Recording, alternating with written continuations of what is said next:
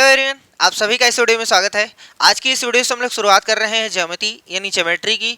आज का जो हमारा टॉपिक है वो है ट्रायंगल। हम लोग एकदम बेसिक से एडवांस लेवल तक पढ़ेंगे ताकि आपका एग्जाम अच्छी तरीके से कवर हो जाए। चलिए शुरुआत करते हैं एकदम बेसिक से।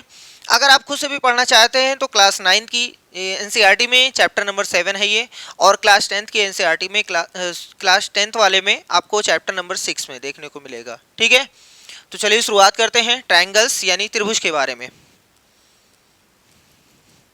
सबसे पहले ट्रायंगल से थोड़ा सा पहले आपको एक चैप्टर और देखने को मिलता है लाइंस एंड एंगल्स। उसके बारे में पूरी जानकारी होनी चाहिए। जैसे हम एक चीज़ बहुत ज़्यादा ज़रूरी समझते हैं क्योंकि अंदर वो चीज़ आएगी, इसलिए उसको बता दे रहे हैं। जैसे अगर कभी भी आपके पास दो लाइन पैरेलल हैं, उनको एक कोई तिर्यक रेखा काट रही तो उसको ट्रांसवर्सल बोलते हैं। उसमें 8 कोण बनते हैं, कई प्रकार के होते हैं, तो वो सारे प्रकार आपको बता देते हैं। सबसे पहले सपोज कर लें कि हमारे पास एक रेखा है और एक ये है, दोनों समांतर होनी चाहिए। तो चलो हमने कोशिश किया है। एक तीसरी आ रही है ऐसे, ये 3 रेखाएं हैं, ये दोनों समांतर है भैया, यानी L1 और L2। यहाँ पर कंडीशन है L1 समांतर है L2 के। अगर ये दोनों समांतर हैं और ये तीसरी तिर्यक रेखा अगर इसको काट रही है तो उसको ट्रांसवर्सल बोलते हैं। यहाँ पर 8 एंगल बनते हैं। एंगल यानी कोण बनते हैं। कोण हम कहीं भी लिख सकते हैं। 8 नंबरिंग कर दे रहे हैं, लेकिन आपको ऐसे नहीं याद करना है कि नंबर 1 यहाँ होता है, 2 यहाँ होता है, 3 यहाँ होता है, ऐसा कुछ भी नहीं है। ठीक है, बस खाली हम नंबरिंग कर दे रहे हैं। सपोज कर लेते हैं कि हमारा ये जो है वो एक एंगल है, एक एंगल ये है, एक एंगल यहाँ है, एक एंगल यहाँ है, फिर यहाँ है, यहाँ है, एक ये है, एक ये है। ठीक है, हम नंबर लिख दे रहे हैं 1 2 3 4 5 6 7 8। देखो हमने जानबूझ के यहाँ 3 4 7 8 इधर से लिखा। आप नंबरिंग करके याद कर लीजिएगा, लेकिन नंबर याद ना करिएगा कि एक यहाँ रहता है, 2 यहाँ रहता है, ऐसा कुछ भी नहीं। ठीक है, अब देखो सबसे पहले 1 और 2 में एक रिलेशन है जिसको हम लोग लीनियर पेयर बोलते हैं। लीनियर पेयर यानी रैखिक कोण। ठीक है, 1 और 2, तो यहां पर 1 और 2 ये सब कैसे कोण हैं? लीनियर पेयर हैं, यानी रैखिक कोण हैं, रैखिक युग्म है।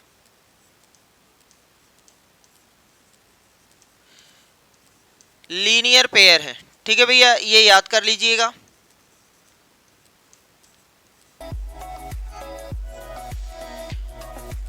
एक सीधी रेखा पर चाहे जितने एंगल बने, चाहे जितने कोण बने, उनका समेशन 180 अंश होता है, ये भी याद होना चाहिए।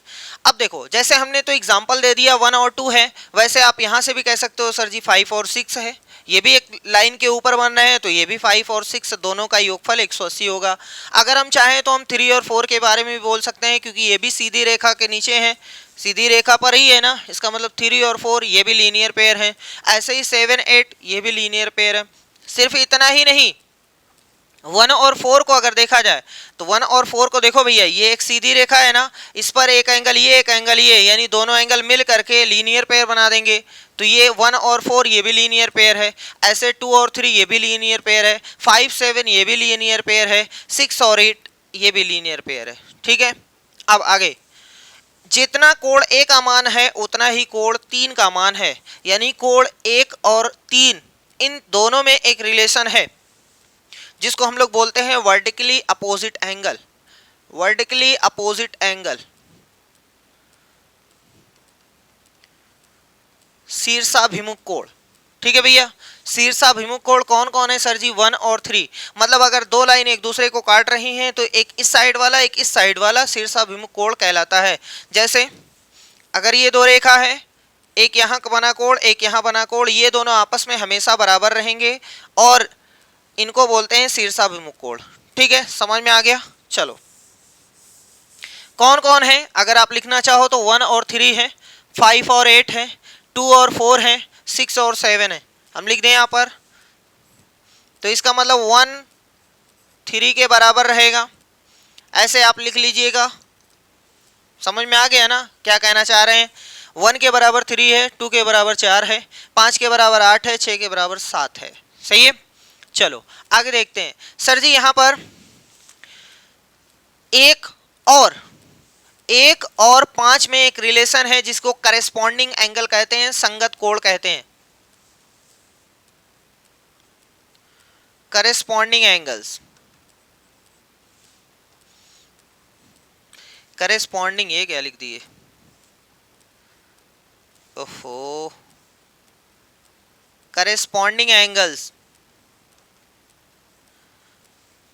करेस्पॉन्डिंग एंगल्स का मतलब होता है संगत कोण, मतलब एक जैसा कोण। एक कोण अगर ऊपर वाले में है तो एक कोण नीचे वाले का होना चाहिए, अगर वो राइट में है तो ये भी राइट में होना चाहिए, अगर वो लाइन के ऊपर है तो ये भी लाइन के ऊपर होना चाहिए। जैसे थोड़ी देर के लिए एंगल 1 और 5 को देखो, बाकी सबको भूल जाओ, तो ये लाइन के ऊपर है तो ये भी लाइन के ऊपर है, ये इस वाली लाइन के राइट में है तो ये इस वाली लाइन के राइट में है। सही है ना, इसका मतलब एक जैसा कोण है, करेस्पॉन्डिंग एंगल है। तो करेस्पॉन्डिंग एंगल आपस में हमेशा इक्वल होते हैं, ये याद रखेंगे। जैसे हम एग्जांपल के तौर पे 1 और 5 लिख सकते हैं, कोण 1 कोण 5, ठीक है, बाकी आप खुद से भी लिख सकते हैं, हम बोल दे रहे हैं। जैसे 1 और 5 है वैसे 2 और 6 है, वैसे ही 4 और 7 है, वैसे ही 3 और 8 है। सही है, अब चलो, ये जो अगर इस लाइन को कुछ देर के लिए अगर ऐसे बंद कर दिया जाए तो 3 4 5 6 ये इंटीरियर एंगल होते हैं, अंदरूनी एंगल हैं, अंदर के एंगल हैं। 1 2 बाहर के हैं, 7 8 बाहर के हैं। सही है, तो कुछ हो गए इंटीरियर, कुछ हो गए एक्सटीरियर। जैसे 1 2 बाहर का है एक्सटीरियर, 7 8 बाहर का है एक्सटीरियर, 3 4 अंदर का है इंटीरियर, 5 और 6 अंदर का है इंटीरियर। सही है, तो अल्टरनेट एंगल दो प्रकार के यहाँ होते हैं, अल्टरनेट इंटीरियर एंगल, अल्टरनेट का मतलब एकांतर कोण, एक का अंतर कोण। ठीक है, अब जैसे देखो एकदम उल्टा ये चलेगा कि सर जी अगर ऊपर वाला कोण मतलब ऊपर वाली लाइन पे बना कोण ऊपर बन रहा है तो इनको नीचे चाहिए, अगर ये राइट में बनना है तो ये लेफ्ट में बनेगा। जैसे हम बताते हैं अल्टरनेट एंगल, अल्टरनेट एंगल क्या होता है, बहुत ही आसान है। जैसे मान लेते हैं कुछ देर के लिए 1 के बारे में सोचते हैं, तो 1 जो है पहली वाली लाइन के ऊपर है, पहली वाली लाइन के ऊपर है, तो यहां वाला जो एंगल होगा वो नीचे होना चाहिए, इस लाइन के नीचे होना चाहिए। मतलब नीचे या तो 7 हो सकता है या तो 8 हो सकता है, तो 1 का अल्टरनेट या तो 7 हो सकता है या तो 8 हो सकता है। लेकिन एग्जैक्ट आंसर क्या है वो देखो, 1 लाइन के इस साइड है, राइट साइड है, तो ये नीचे और लेफ्ट में होना चाहिए, यानी 1 और 8। सही है, तो 1 और 8 इसमें और बताते हैं ताकि अच्छी तरीके से क्लियर हो जाए। जैसे अगर कोई कहे सर जी 3 के बारे में सोचो, 3 का अल्टरनेट बता, तो बहुत ही आसान है, 3 जो है वो लाइन के नीचे है तो इस लाइन के ऊपर होना चाहिए, तो लाइन के ऊपर 5 और 6 है, इन दोनों में से कोई आंसर हो सकता है। लेकिन 3 जो है इस लाइन के लेफ्ट में है तो इस लाइन के राइट में होना चाहिए, तो वही हमारा आंसर है 3 और 5। ठीक है, तो एंगल 3 एंगल 5 समझ में आ गया। इतने एंगल्स तो आपको याद होना चाहिए इस ट्रांसवर्सल में, वर्टिकली अपोजिट, शीर्षाभिमुख, करेस्पॉन्डिंग, संगत कोण, अल्टरनेट, उसको क्या बोलते हैं, एकांतर कोण। सही है, इतना याद होना चाहिए। सब के सब बराबर होते हैं, इनका योगफल 180 होता है, जितने भी लीनियर पेयर होते हैं, रैखिक युग्म होते हैं, उनका समेसन 180 अंश होता है, ये याद होना चाहिए। ठीक है, बाकी थोड़ा सा ये भी पता होना चाहिए कोण जो है 6 प्रकार के होते हैं, टाइप्स ऑफ एंगल।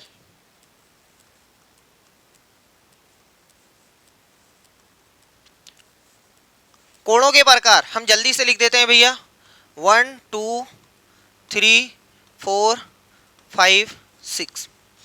अगर कोई ऐसा है जिसका मान 90 से कम है, 90 से कम है, तो उसको बोलते हैं एक्यूट एंगल, एक्यूट एंगल। ठीक है, जिसको न्यून कोण बोलते हैं, इसको थोड़ा सा आगे कर दें क्या भैया, तुम आगे हो जाओ, इसको बोलते हैं न्यून कोण।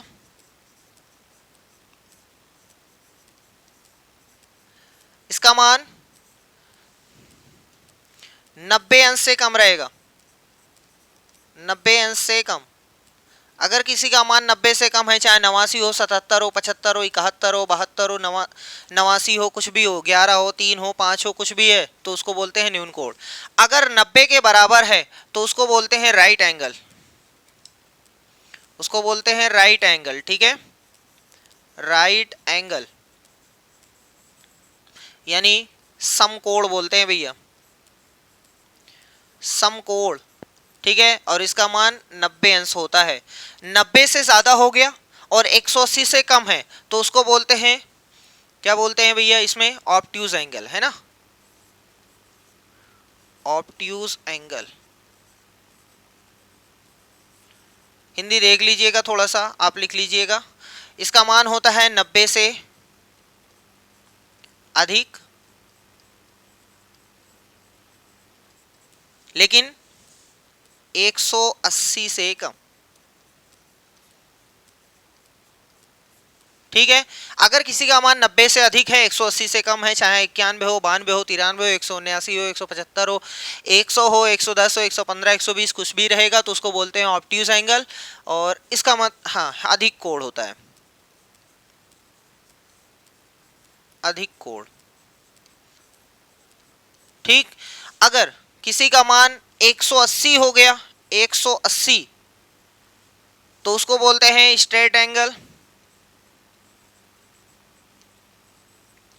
यानी सीधा कोण, स्ट्रेट एंगल। पता नहीं, शायद इसको रीचू कोण बोलते हैं, ऐसे कुछ देख लीजिएगा, माफ कीजिएगा अगर थोड़ा सा गलती होगी भैया। रीचू कोण या सरल रेखीय कोण, जो भी आपको बोलना है वो बोल सकते हैं। अगर किसी का मान 180 से, ये क्या हो गया, क्लियर ऑल, यहाँ आ जाओ, 5 6।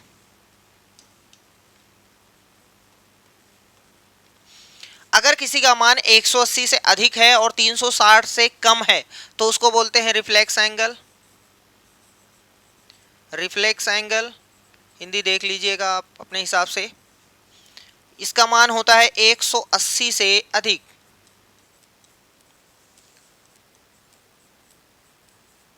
लेकिन 360 से कम होना चाहिए, 360 से कम। और अगर 360 है तो उसको बोलते हैं कंप्लीट एंगल यानी संपूर्ण कोण, कंप्लीट एंगल यानी संपूर्ण कोण। ठीक है, एकदम बेसिक से बता रहे हैं ताकि कोई भी प्रॉब्लम ना हो। थोड़ा सा हिंदी में हो सकता है हमें दिक्कत हो जाए, रिफ्लेक्स एंगल को याद नहीं आ रहा फिलहाल, अभी याद आएगा तो बता देंगे।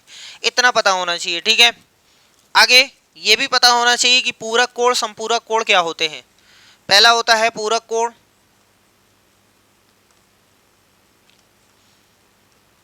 जिसको हम लोग बोलते हैं कॉम्प्लीमेंट्री एंगल, कॉम्प्लीमेंट्री एंगल्स। और दूसरा होता है संपूरक कोण,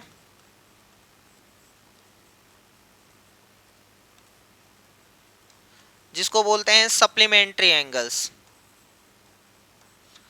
सप्लीमेंट्री एंगल्स।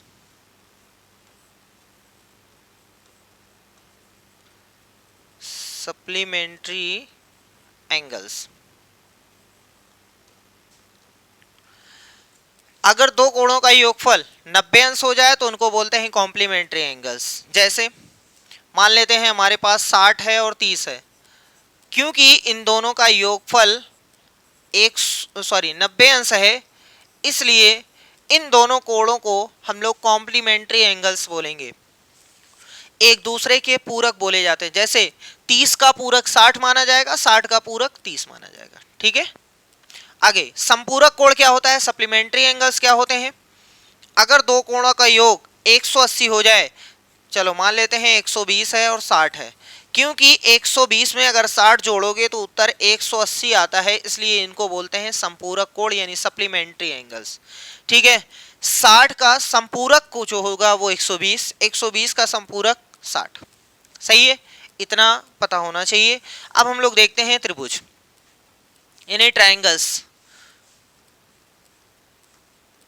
जैसा कि नेम से ही पता चलता है त्रिभुज यानी जिसमें तीन भुजा हो, तो याद करना है कि किन्हीं भी तीन भुजाओं से बंद आकृति को त्रिभुज कहते हैं। बंद आकृति होना जरूरी है, नहीं तो आप ऐसे कह देंगे सर जी ये भी तो तीन भुजा है, तीन भुजाओं से बंद आकृति को हम लोग त्रिभुज कहेंगे, इसको त्रिभुज नहीं कहेंगे, ये याद रखेंगे। जैसे सपोज कर लेते हैं कि हमारे पास कोई भी एक नन्ना मुन्ना सा त्रिभुज, जैसे ये है भैया त्रिभुज। दुनिया में कोई भी त्रिभुज अगर रहेगा तो उसका नेम रहेगा A B C P Q R M N O, कुछ भी लिखा रहेगा। सपोज कर लेते हैं ए है, बी है, सी है। इंग्लिश वाले ये बताते हैं ट्राई एंगल्स यानी थ्री एंगल्स यानी तीन कोण। हिंदी बताती है कि तीन भुजा, और इंग्लिश बताती है तीन कोण, यानी कुल मिलाकर के तीन भुजा और तीन कोण होने चाहिए, तो उसमें उसको बोलते हैं त्रिभुज। जैसे हमारे सामने कोई भी त्रिभुज अगर रहेगा तो उसका सिंबल है, जैसे इसका नेम हम लिखना चाहते हैं तो हम ऐसे लिखेंगे त्रिभुज ए बी सी, ये त्रिभुज ए बी सी है। आप इसी चीज को इधर से लिख सकते हो बी सी ए या बी ए सी, चाहे जैसे लिखो कोई दिक्कत नहीं है। आप यहाँ से स्टार्ट कर दो सी बी ए या सी ए बी, या यहाँ से स्टार्ट कर दो ए बी सी बी, कहीं से लिखो कोई प्रॉब्लम नहीं, तीनों आने चाहिए। ठीक, ये त्रिभुज का नेम हो गया। किसी भी त्रिभुज के 6 पार्ट्स होते हैं, याद रखिएगा 6 पार्ट्स होते हैं। किसी भी त्रिभुज के कितने पार्ट्स होते हैं? 6 पार्ट्स, यानी 6 अंग होते हैं। 6 अंग, 6 पार्ट्स होते हैं यानी 6 अंग होते हैं। कौन कौन? 3 साइड्स एंड 3 एंगल्स, ठीक है, यानी 3 भुजा और 3 कोण।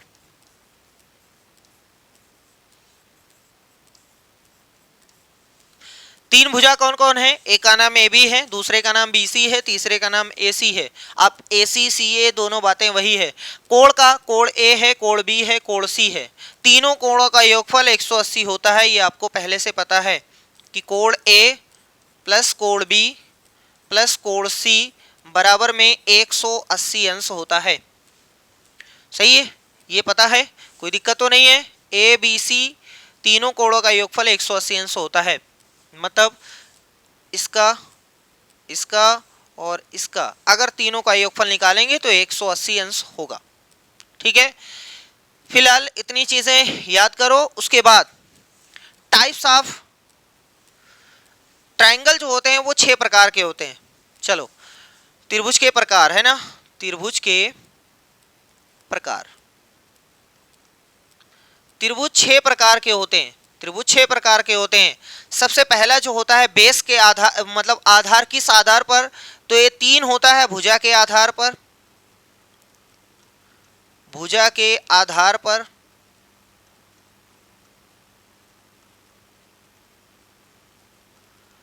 और 3 होता है कोण के आधार पर,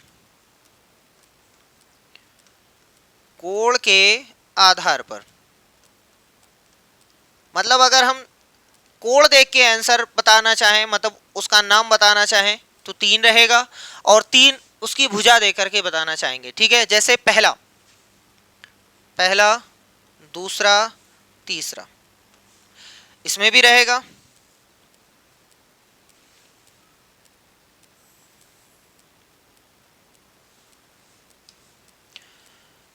पहला, दूसरा, तीसरा। देखो, भुजा के आधार पर 3 नेम होता है। अगर किसी त्रिभुज की तीनों भुजाएं बराबर हैं, तीनों भुजा अगर बराबर है तो उसको बोलते हैं समबाहु त्रिभुज। चलो उल्टा सीधा चाहे जैसे लिखो, समबाहु समबाहु चाहे जैसे लिखो, कोई दिक्कत नहीं। चलो वहीं से लिख देते हैं। अगर तीनों भुजा बराबर है, जैसे हमारे पास कोई एक त्रिभुज है जिसकी तीनों भुजा बराबर है, मान लेते हैं ये 5 है, ये भी 5 है, ये भी 5 है। अगर ये 15 है, ये 15 है, ये 15 है, 20 है, 20 है, 20 है, कुछ भी, मतलब अगर तीनों भुजा बराबर है तो उसको बोलते हैं इक्विलेटरल ट्रायंगल, इक्विलेटरल ट्रायंगल। ठीक है, या इसको बोलते हैं समबाहु त्रिभुज, जिसकी सभी भुजा बराबर होती है तो उसको बोलते हैं समबाहु त्रिभुज। ठीक है, समझ में आ गया। अगर तीनों भुजा बराबर तो समबाहु त्रिभुज। अगर सिर्फ 2 भुजा बराबर, जैसे कुछ भी हो सकता है, कुछ भी हो सकता है, मान लो यहाँ 3 है, ये 5 है, ये 5 है, कोई भी दो भुजा बराबर हो सकता है ये बराबर हो सकता है ये बराबर हो, या हो सकता है ये बराबर। कोई भी अगर कहीं भी दो भुजा बराबर है तो उसको बोलते हैं समद्विबाहु त्रिभुज, जिसको बोलते हैं आइसोसेलेस ट्रायंगल, आइसोसेलेस ट्रायंगल, ठीक है, या समद्विबाहु त्रिभुज, समद्विबाहु त्रिभुज। और कोई अगर ऐसा त्रिभुज है जिसकी एक भी भुजा आपस में किसी से बराबर ना है, जैसे ये 3 है, ये 5 है, ये 6, कुछ ऐसे रहे, कुछ अलग थलग भागे, कोई किसी के बराबर ना रहे, तो उसको बोलते हैं स्केलेन ट्रायंगल, स्केलेन ट्रायंगल, या फिर इसी को बोलते हैं विषमबाहु त्रिभुज, विषमबाहु त्रिभुज, ठीक है। ये तीनों नेम याद होना चाहिए। अगर तीनों बराबर तो समबाहु, तीनों बराबर नहीं है तो विषमबाहु त्रिभुज है, दो बराबर है तो समद्विबाहु त्रिभुज है। ये हमने भुजा देख करके बताया, कोण अभी देखा ही नहीं। अब कोण देखते हैं। मान लो कि अगर हमारे पास एक त्रिभुज है, सपोज कर ले ये है, ठीक है, इसका मान 50 है, इसका मान 60 है और इसका मान 70 है, तो 7 5 12 6, हाँ सही है। चलो इसको कुछ और दे देते हैं, मान लेते हैं ये 40 है, ये 50 है, ये पता नहीं कितना है, ठीक है। एक और बना देते हैं, सपोज कर ले हैं ये इतना है, ये 50 है, ओहो, ये 50 है, ये 30 है, ठीक है। देखो हमारे पास 3 त्रिभुज बने हुए हैं जिसमें भुजा की लंबाई नहीं पता है। तो जब भुजा की लंबाई नहीं पता है तो हम कोण देख करके नाम बताएंगे उसका। कोण में याद रखिएगा हमेशा सबसे बड़ा वाला कोण देखते हैं, याद रखिएगा, ये मत देखिएगा कि लाओ इसमें तीनों देखें, तीनों देखने की कोई जरूरत नहीं, जो सबसे बड़ा है बस उसका देखो। इसमें सबसे बड़ा कौन है? 70। इसमें सबसे बड़ा कौन है? सर जी पता ही नहीं, क्योंकि तीसरा पता नहीं है। भैया जी याद रखिएगा, कभी भी ज्योमेट्री में अगर ये निशान ऐसे लगा हुआ है, किसी कोण का निशान ऐसे है, तो उसको 90 अंश पढ़ा जाता है। उसको कितना पढ़ा जाता है? 90 अंश, ठीक है। इसका मतलब सबसे बड़ा 90 है, इसमें सबसे बड़ा 100 है, इसमें 70 है, इसमें 90 है, इसमें 100 है। जो सबसे बड़ा कोण रहेगा, जो उसका नाम होता है, वही इस त्रिभुज का नाम हो जाएगा। जो सबसे बड़ी मतलब हैसियत वाला होता है, जिसकी पावर सबसे ज़्यादा होती है, उसी के नाम से घर जाना जाता है। तो वैसे यहाँ पर भी है, सबसे ज़्यादा पावर इसके पास है, 70 अंश है ना। एक सीसी का दाम है, किस सीसी का पता नहीं किस सीसी का, ठीक है। 70 जो है, 70 अंश का नाम है एक्यूट एंगल, है ना, अक्यूट एंगल यानी न्यून कोण। तो इस त्रिभुज का नाम हो जाएगा न्यून कोण त्रिभुज। बस सबसे बड़ा वाला कोण देखेंगे, अगर सबसे बड़ा वाला न्यून है तो न्यून कोण त्रिभुज, सबसे बड़ा वाला अगर समकोण है तो उसको समकोण त्रिभुज बोलते हैं, और अगर सबसे बड़ा वाला अधिक कोण है तो उसको अधिक कोण त्रिभुज बोलेंगे, ठीक है। सबसे बड़ा देखेंगे, याद रखिएगा, सबसे बड़ा 70 है तो यह न्यून है, इसलिए इस त्रिभुज का नाम हो गया न्यून कोण त्रिभुज, न्यून कोण त्रिभुज, ठीक है। इंग्लिश में इसको बोलते हैं acute angled triangle, acute angled triangle, ठीक है, इंग्लिश में इसका नेम है। इसमें सबसे बड़ा जो है वो 90 है, इसलिए इसका नाम समकोण त्रिभुज हो गया, समकोण त्रिभुज, ठीक। या फिर इसको राइट एंगल ट्रायंगल बोलते हैं इंग्लिश में, राइट एंगल्ड ट्रायंगल, ठीक है। इसमें सबसे बड़ा जो है वो 100 अंश है। 100 का मान क्या होता है? अधिक कोण होता है, इसलिए इस त्रिभुज का नाम हो गया अधिक कोण त्रिभुज, अधिक कोण त्रिभुज, या obtuse angled triangle, obtuse angled triangle. ये 6 नेम आपको याद होना चाहिए, रटा हुआ होना चाहिए। तीनों बराबर है तो समद्विबाहु, एक को बराबर नहीं है तो विषमबाहु, दो बराबर है तो समद्विबाहु, बड़ा कोण 90 है तो समकोण त्रिभुज, बड़ा कोण 90 से बड़ा है तो अधिक कोण त्रिभुज, बड़ा कोण 90 से छोटा है तो न्यून कोण त्रिभुज। याद रखिएगा, हमेशा सबसे बड़ा देखेंगे। चलो अब कुछ क्वेश्चंस बेसिक वाला कर लेते हैं ताकि अच्छी तरीके से क्लियरिटी आ जाए। जैसे पहला क्वेश्चन आपके सामने है, कह रहा है आकृति 6.1 में, इस आकृति में आपको बताना है यदि ए बी पैरेलल का निशान है, भैया समांतर का निशान है, A B parallel C D और ई एफ, यानी ये जो आपके सामने भुजा दिखाई दे रही है,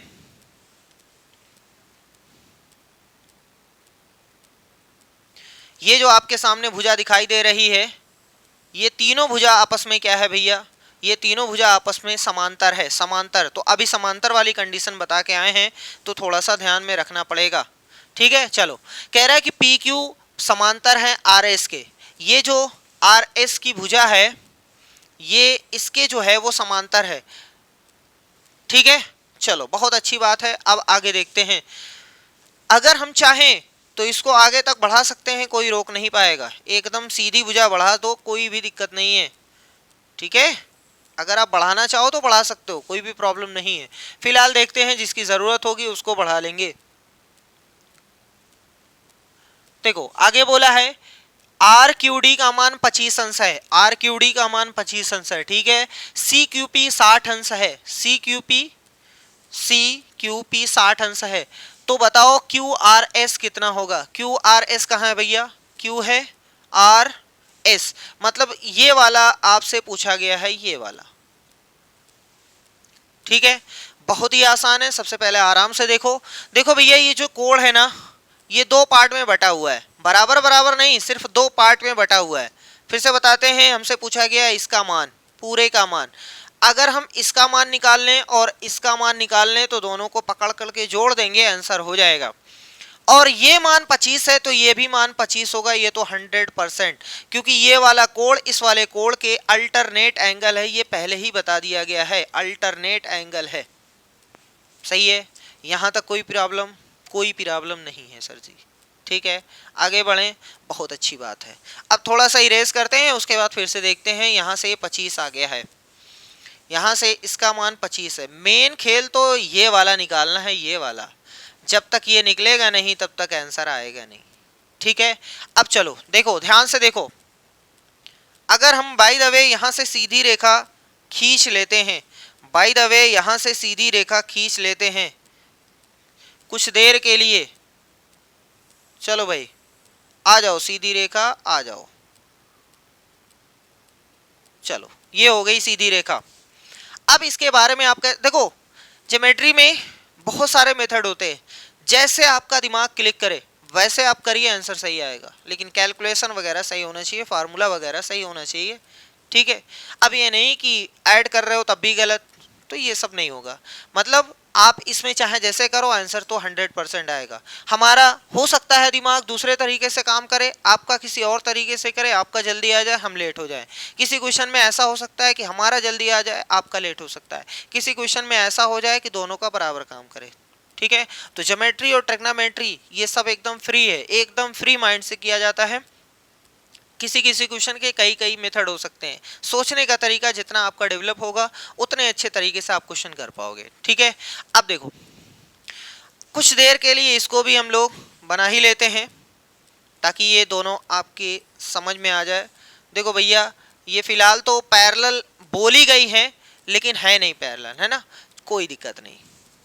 अब देखो ध्यान से देखिएगा, क्या सर जी आप इसके बारे में कह सकते हो ये 60 है, इसके बारे में कह सकते हो ये 60 है, ठीक है, ये तो 60 है। तो इसके बारे में क्या कह सकते हो, इसके बारे में क्या कह सकते हो, आराम से कह सकते हो कि सर जी ये वाला इधर है, ये वाला इधर है, तो ये भी 60 रहेगा, कंफर्म है, ठीक है। अगर ये 60 है, ये भी 60 है, तो बहुत ही आसान है, क्योंकि ये 60 है इसलिए इधर पूरा मिलाकर के 180 होता है, पूरा 180 होता है। 60 ये लेके चला गया तो ये मिला 120, ठीक है। फिर से इरेज करके आपको बताते हैं, जब तक समझ में नहीं आएगा तब तक पल्ले नहीं पड़ेगी बात। ये 25 था तो ये भी 25 है। अब हम निकालने की कोशिश कर रहे हैं इसका मान, अगर इसका मान पता चल जाए तो हम जोड़ देंगे, फाइनल आंसर हो जाएगा, ठीक है। तो देखो ये वाला 60 है तो ये वाला भी 60 रहेगा, सही है, कोई दिक्कत तो नहीं है।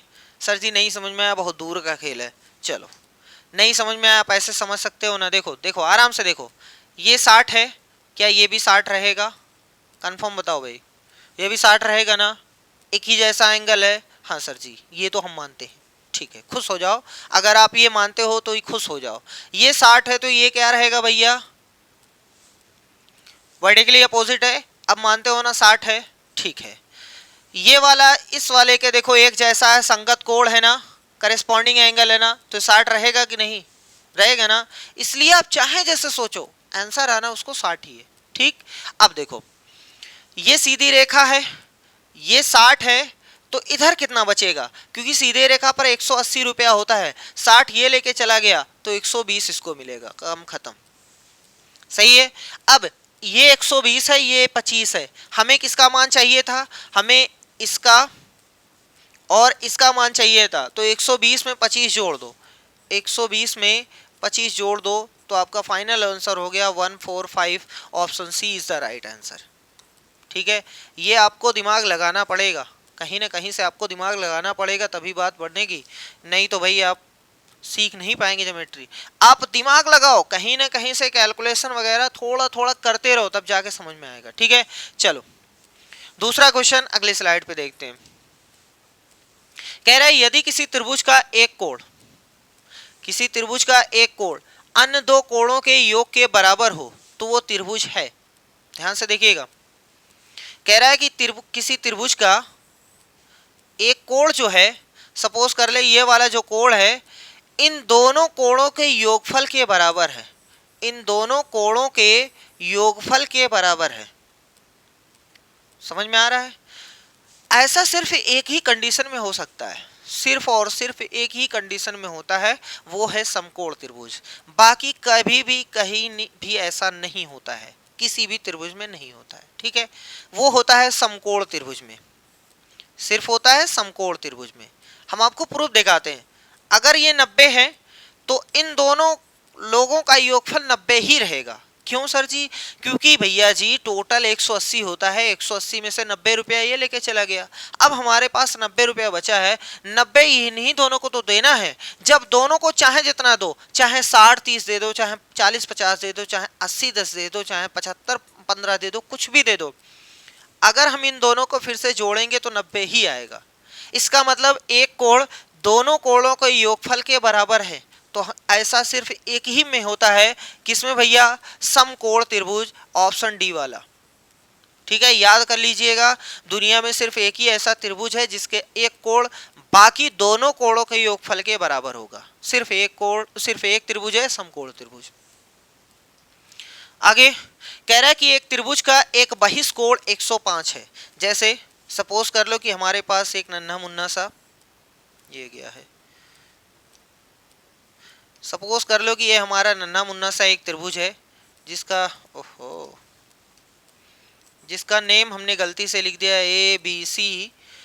इसका एक बहिष्कोण 105 है। देखो भैया जी, बहिष्कोण क्या होता है, अगर आप इसको बढ़ाते हो तो इसको बोलते हैं बहिष्कोण। ठीक है, नहीं बढ़ाते हो कोई दिक्कत नहीं, आप इसको बढ़ाओगे तो इसको बोलते हैं बहिष्कोण। ठीक है, इसको नहीं बढ़ाना चाहे तो कोई दिक्कत नहीं, इसको बढ़ा लो तो ये होगा बहिष्कोण, इसको भी नहीं बढ़ाना है कोई दिक्कत नहीं, इसको बढ़ा लो तो ये होगा बहिष्कोण, अगर आप इसको नहीं बढ़ाना चाहे तो इसको बढ़ा दो तो ये होगा बहिष्कोण। ठीक है, अब बस करो, नहीं तो होते हैं 6, बाकी चाहे जहां से आप बना लो। कह रहा है कि एक कोण जो है, एक बहिष्कोण 105 अंश है, चाहे इधर चाहे इधर चाहे इधर चाहे जहां बनाओ 105 अंश है, तथा उसके दोनों अंतः विपरीत कोण बराबर हैं।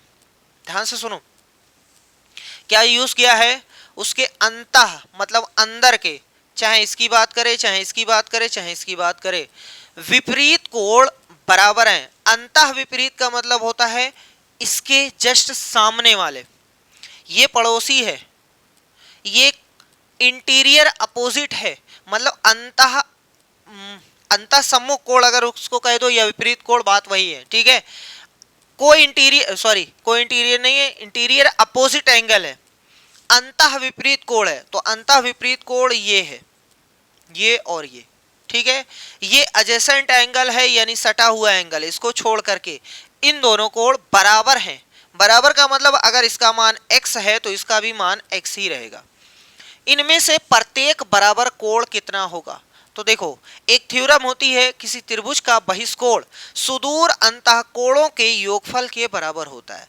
इसका मतलब ये हुआ, इसका मतलब कि किसी भी त्रिभुज का अगर बहिष्कोण आप निकालोगे तो ये वाले कोण और ये वाले कोण के योगफल के बराबर होगा। ठीक है, ये त्रिभुज की थ्योरम कहती है। जैसे मान लो कि अगर कोई कहता है ये वाला सर जी, तो ये वाला जो कोण रहेगा इसके और इसके कोण के योगफल के बराबर होगा। ठीक है, ये याद रखेंगे, ये बहिष्कोण थ्योरम है। ये बहिष्कोण है, ये सुदूर अंतःकोण है, इन दोनों का योगफल इसके बराबर होगा। मतलब x प्लस एक्स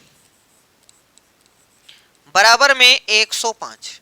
सही है, ये क्वेश्चन नहीं कह रहा, थ्योरम कह रही है। ठीक है, अगर आप नहीं समझ पा रहे हो कोई दिक्कत नहीं है। सर जी 105 ये है, 105 ये है, तो इसकी सहायता से आप इसका मान निकाल सकते हो 75 अंश। निकाल सकते हो ना भैया। अरे सीधी रेखा पर कितने अंश का कोण बनता है? 180। 180 में से 105 इसको मिल गया तो 75 बचेगा, 75 इसको मिलेगा। अब इसको 105 को भूल जाओ, कुछ देर के लिए इस त्रिभुज को त्रिभुज मान करके सर जी तीनों कोणों का योगफल कितना होता है? 180। मान लो ये पहला कोण है प्लस ये दूसरा कोण है प्लस ये तीसरा कोण है, तीनों कोणों का योगफल 180 होता है। ये चचा जान जब उधर जाएंगे तो 180 में से 75 निकल जाएगा, तो x प्लस एक्स बराबर 105 अंश होगा। इसीलिए दुनिया वाले कहते हैं कि किसी भी त्रिभुज का बहिष्कोण सुदूर अंतःकोणों के योगफल के बराबर होता है। जो दूर कोण है अंतःकोण, उनके योगफल के बराबर होता है। ठीक है, वही चीज हमने लिख दिया। तो 2x बराबर में 105, तो x बराबर 52.5 अंश। अच्छा चलो ऐसे लिखा है, कोई दिक्कत नहीं। 52 सही 1/2।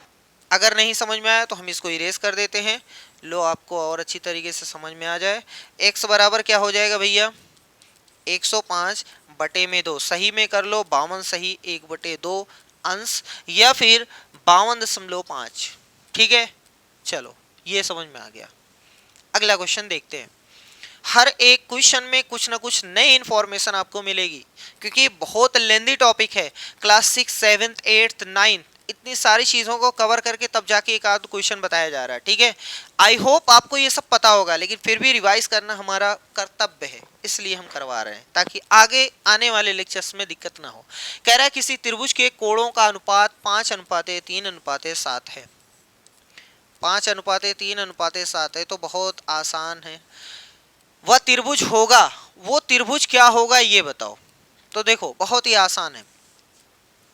जब कभी भी नंबर मैच ना करे, जब नंबर मैच ना करे, ध्यान से सुनो, जब नंबर मैच ना करे, कोई भी दो नंबर मैच नहीं करेगा, तो हम डायरेक्ट बता देंगे कि सर जी ये जो है ये विषम बाहु त्रिभुज रहेगा। क्या रहेगा?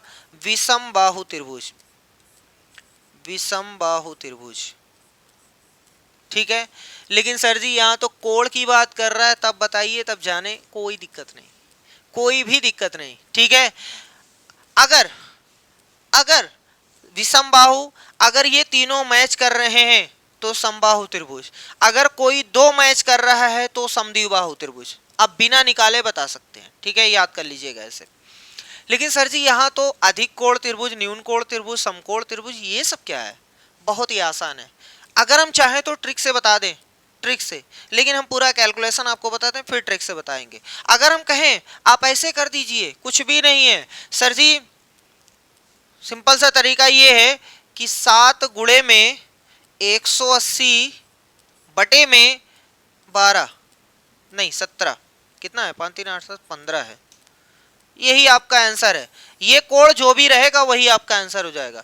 तो आप थोड़ा सा कम समझ पाएंगे ये क्या बता दिया गया। तो इस तरीके से ये 5 है, इसको 5x लिख लो, ये 3x हो गया, ये 7x हो गया। तीनों कोणों का योगफल 180 होता है। 5 3 8 7 15x बराबर में 180, तो x बराबर 180 बटे में 15, यानी आपका शहीद करके मिलेगा 12। सही है, x का मान 12 आ गया। जब x का मान 12 आ गया, अब सर जी क्या करें? x का मान 12 आ गया तो वो कह रहा है कि बड़का वाला बताओ। हमने यही तो कहा है कि बड़ा वाला कोण देखा जाता है ना, बड़ा वाला। तो बड़ा कौन है? 7, यानी 12 गुणे में 7। अरे 7x है ना बड़ा वाला, तो 12 गुणे में 7 यानी 84। 84 क्या है? 90 से कम है, इसका मतलब न्यून कोण त्रिभुज है कहीं? ऑप्शन ए वाला सही है। हाँ, और हमने इसमें क्या बताया था? वही चीज बताया था। अब देख लो, 7 गुणे में 180 बटे में 15, इस चीज को काटोगे 7 गुणे में 12, कितना आया 84। अब आप दोनों तरीका सीख गए होंगे, कैसे ये करना है कैसे ये करना है। ये तो आपको आता है, करना आपको ऐसे है, ठीक है। हमेशा 180 में इनके योगफल से भाग दिया जाता है और बड़के वाले में गुणा किया जाता है। इनके योगफल से भाग दिया जाता है, बड़के वाले में गुणा करना होता है, एक्स वक्स मारने की कोई जरूरत नहीं है, ठीक है। 7 3 10 5 15 नीचे हमने 180 में भाग दिया 15 से और बड़के वाले में गुणा कर दो, जितना उत्तर आता है वो देख लो कि न्यून कोण है कि अधिक कोण है कि सम कोण है, बता दो आंसर। कह रहा है यदि किसी त्रिभुज का एक कोण 130 है तो अन्य दोनों कोणों के समद्विभाजकों के बीच का कोण हो सकता है। ये आराम से देखिएगा, बहुत ही अच्छा क्वेश्चन है। इसको हम डायरेक्ट ट्रिक से बता सकते हैं, लेकिन सबसे पहले आपको पूरा बता देते हैं ताकि अच्छी तरीके से भेजे में भेज दिया जाए। क्वेश्चन का मतलब क्या है पहले वो देख लो। कह रहा है कि एक कोण 130 है, सपोज कर लो यहां 130 बैठा है। अन्य दोनों कोणों के समद्विभाजक, समद्विभाजक का मतलब होता है सम का मतलब दो, द्वि का मतलब दो, सॉरी सम का मतलब बराबर, द्वि का मतलब दो, भाजक का मतलब बांटने वाला, दो बराबर भागों में बांटने वाले को समद्विभाजक कहते हैं। तो इस बचे हुए कोण का समद्विभाजक, सपोज कर लें कि हमारा जो समद्विभाजक है वो कुछ यहाँ से जा रहा है, यहाँ से जा रहा है, धीरे धीरे कदमों से right arm over the wicket ऐसे चला गया, यहाँ वाला बेचारा इधर से आ रहा है, ये दोनों आपस में यहाँ मिल गए, ठीक है। मिल गए तो इसका मतलब पहले ये समझो कि ये जो कोण था, जो भी कोण था, सपोज कर लो कि ये ए था और ये कोण था बी, ये पूरा कोण बी था, तो आधे इधर आए आधे इधर आए, समद्विभाजक का मतलब बराबर बराबर भागों में बांटने वाला, तो ये b/2 हो गया। कितना हो गया भैया इसका मान b/2, और इधर वाले का भी मान कितना हो गया b/2, ठीक है। चलो ये पूरा a है तो ये आधा किधर जाएगा a/2 और ये आधा किधर आएगा a/2। इतना समझ में आया, ठीक है, कोई दिक्कत नहीं। अब चलो थोड़ा ध्यान से देखते हैं। सर जी हमें इतना पता है कि 130 बड़के वाले त्रिभुज में देख रहे हैं, बड़का वाला त्रिभुज हुआ, ठीक है। 130 और एक कोण आपने ए लिया है, एक कोण बी लिया है, तो इसका योगफल 180 होगा, तो कंफर्म है। 130 है, ए है, बी है, सही है, तीनों का योगफल 120 होगा। तो अगर हम a प्लस बी का मान निकालना चाहें तो 180 में से 130 निकल गया, यानी a प्लस बी का मान 50 अंश है। ये थोड़ी देर के लिए याद किए रहो, ठीक। अब हम लोग देखो कह रहा है कि तो अन्य दोनों कोणों के समद्विभाजकों के बीच का कोण हो सकता है। इन दोनों समद्विभाजकों के बीच का कोण यानी ये वाला कोण आपसे पूछा गया, सपोज कर लो x है, ये वाले कोण का एकदम ट्रिक है, बहुत ही आसान, लेकिन प्रूफ आपको दिखाते कैसे बनी है वो ट्रिक। अब चलो हम लोग इस त्रिभुज में ये जो छोटा सा नन्हा मुन्ना सा त्रिभुज है इसको उठाते हैं। इसमें एक कोण x है, एक कोण b/2 है, एक कोण a/2 है। तो सर जी अब कुछ देर के लिए इन तीनों का योगफल 180 होता है, सबको पता है। x प्लस a/2 b/2 बराबर में है 180, ये तो सबको पता है। त्रिभुज चाहे इतना बड़ा हो, चाहे इतना बड़ा हो, चाहे इतना बड़ा हो, चाहे जितना बड़ा हो, तीनों कोणों का योगफल 180 होता है, ये कंफर्म हो, ठीक। हमने ऐसे ही कर दिया। अब एलसीएम लेते हैं या 2 से गुणा कर देते हैं, सब में पूरे में 2 से गुणा कर दो तो ये 2x हो गया, ये तो कट गया बेचारा। जब अरे भैया 2 से गुणा करोगे तो ये तो कट गया, ए बचा, वही चीज हमने लिख दिया। चाहे आप एलसीएम लेके करो चाहे 2 से गुणा करो, बात तो वही है। ओहो बड़ी तकलीफ है। यहाँ b बच गया, बराबर में 360 हो गया, सही है। अब थोड़ी देर के लिए जो a प्लस बी का मान 50 आया था, क्या यहाँ पर पटक सकते हैं? आराम से पटक सकते हैं सर जी। तो 2x प्लस में यहाँ 50 हो गया, बराबर में 360, सही है। इस 50 को उधर कर दो तो ये बेचारा खूबसूरत तरीके से हो गया 310, सही है। कितना हो गया 310, क्लियर है यहाँ तक? अरे 360 में से 50 निकालोगे 310 ही तो आएगा भैया।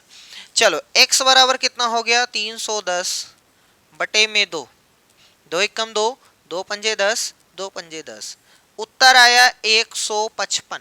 कितना आया सर जी 155, 155 कहीं है, ऑप्शन जो है वो डी वाला सही है। अब देखो क्या आप इतना करोगे नहीं, इतना नहीं करना है, बहुत ही आसान है।